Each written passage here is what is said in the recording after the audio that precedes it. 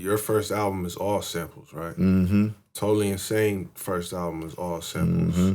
By the second album, it's all keyboard beats. Yeah. And that was to avoid clearing issues? Yeah, clearing issues. Damn. And plus, we just wanted to go back to our original stuff because I had a bunch of stuff that was original. I took the samples down to TC because he had that Emax and he had a bunch of sample time, but I actually had a bunch of original beats. A lot of our songs that we was putting out, HP Is My Home, all of like the Rolling Through the Turfs of HPs, a lot of that stuff was all original beats. It just that when I went down there to take that Bammerweed, for some reason, I had Bammerweed and A Lesson to Be Learned was the only original 2 songs that came from actually my solo album.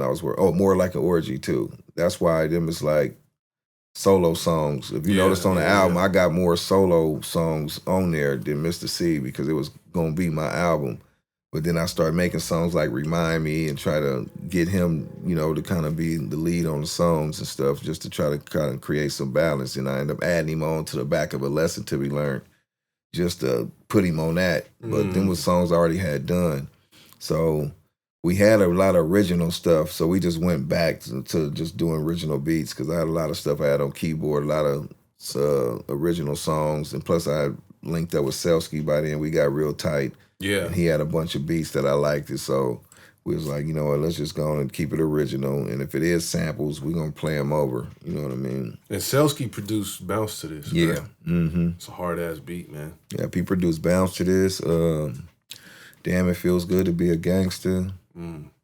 And he brought the sample down to, I ain't gonna really give him the producer credit, but he did bring the sample because he wasn't in the studio. Enhancer really get the credit for it, but I still kind of put him on there as a producer on the sound and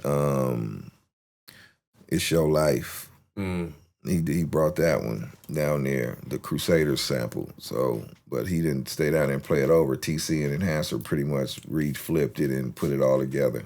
That's sick. But Cellski was a big part of that album. He would have had like 4 or 5 beats if he would have stayed in the studio. So y'all feeding off each other like production-wise too. Yeah. Now me and Cellski I used to go crazy for some of his beats. He'd hear me come in there like, oh, Mortuary Number, all that stuff. He was like, bro, you got to let me own that.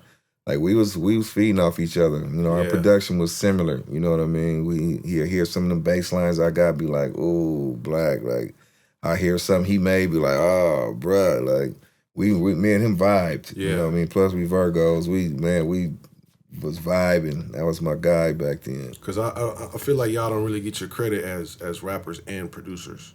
Because both y'all like got like hard beats, bro. Right. It's like a very unique, like there's a Bay Area sound for sure, but there's a Frisco sound for sure. Yeah, for sure. Yeah, I kind of got away from it at the NOH album after I did Hitman album. Yeah. And then I did a few songs for people here and there, like Juice and a few other people that came through. At the NOH, when Mr. C died, I just kind of lost the love for actually creating beats. It just kind of wasn't there no more. A lot of people would come, bro, I want you to make some music, make me something like your old stuff. And I just was like, I just wasn't there no more. And then I started meeting a lot of up-and-coming producers, my cousin Herminator, I had Rome Slapadelic, I ended up meeting my boy C-Dog. I had a fucking producing camp up there at my house. It was like about 7 producers, Nick Nas, oh man, my boy Ace and them. It was like them dudes, P Platinum, like it was a lot of dudes who know how to play and it was good. Because I was one of them dudes get on there with one hand and, 3 4-note keys and, I mean, that's what's dope about it, though. It sounds like you just banging around on the keyboard. And that's exactly what it was. I used to go to the enhancer and he used to be trying to correct, man, that's off, the key is off. And I'm like, nah, leave it alone, bro. Leave my shit dirty, grimy, gritty. I don't care. Leave it alone, And certain things I might want to be played. I'd be like, that Moog line I got in the enhancer, play it a little bit different. Give me, instead of me this 8-bar loop, once you play it out 16 for me. You know what I mean? And that's what he'd do. So, but now I liked my stuff off. I didn't care about the chords. I didn't care about none of that. I go off of sound, how it sounded to me. And it worked. It worked, yeah. It worked, man. Especially on Hitman album, man. Everybody, that album just was like... Yeah, that's a mobber. That's got some mobbing ass production on that one.